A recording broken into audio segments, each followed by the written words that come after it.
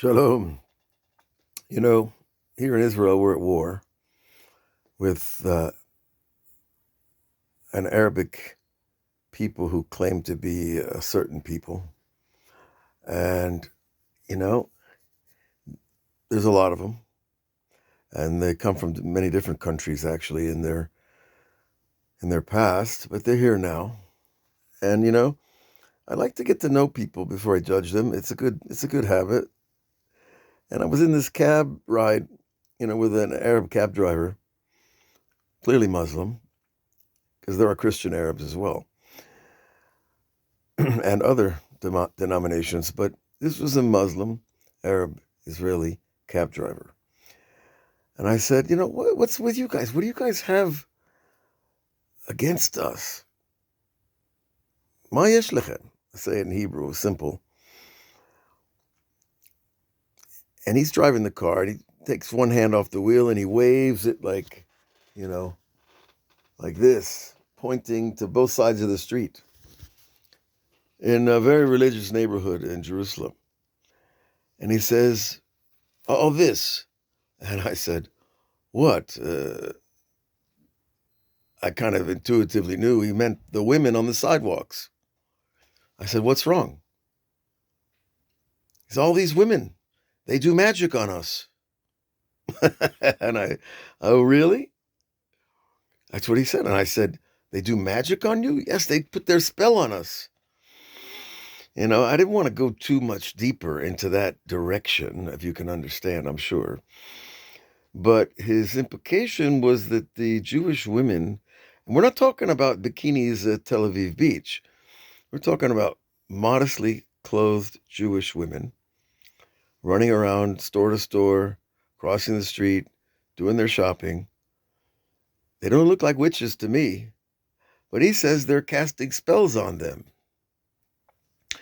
And I start to think, the first thing I thought of is old Stevie Wonder songs. There is superstition. But when you study books of Kabbalah and other disciplines, you understand that there is a thing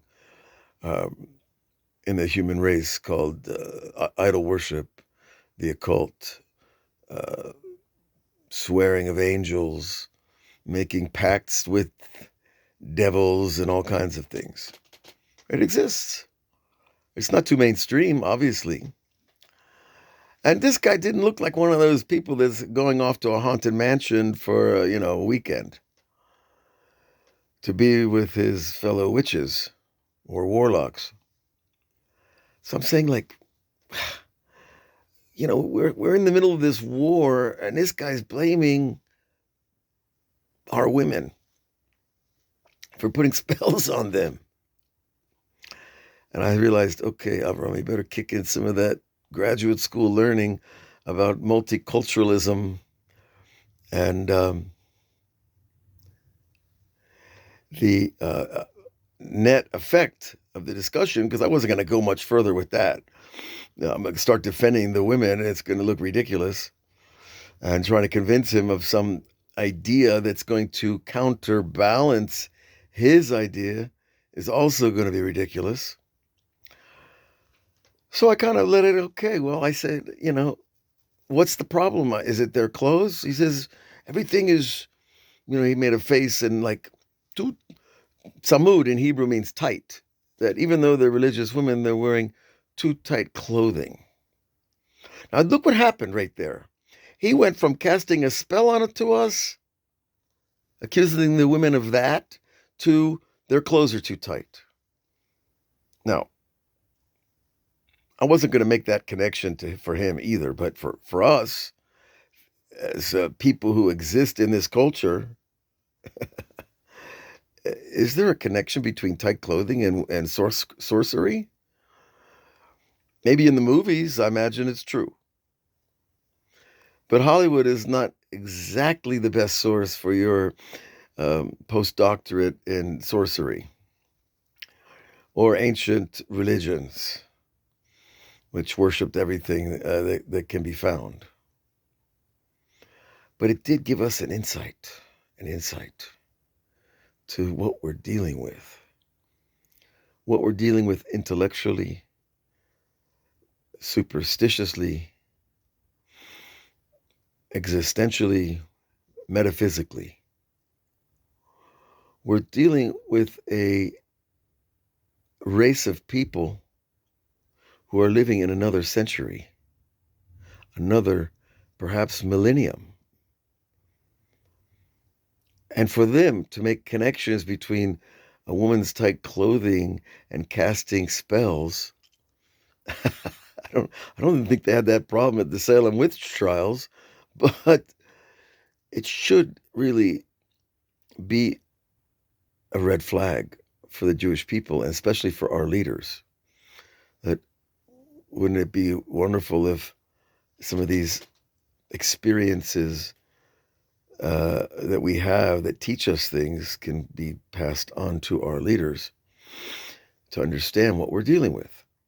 Because what we're dealing with is an ancient way of looking at the world, an ancient way of treating women, of treating children, of treating each other, of religion.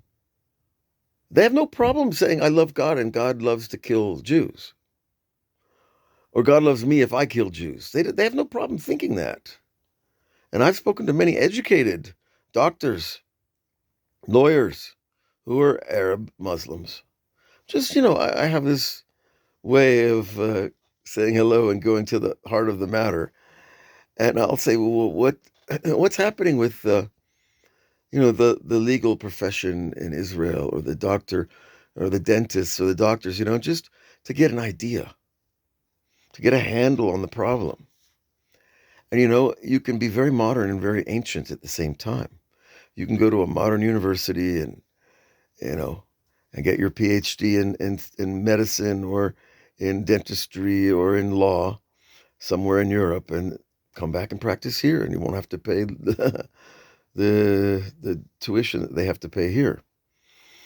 So, but what we gather is that the friction, the misunderstanding, the missing each other, not hearing each other,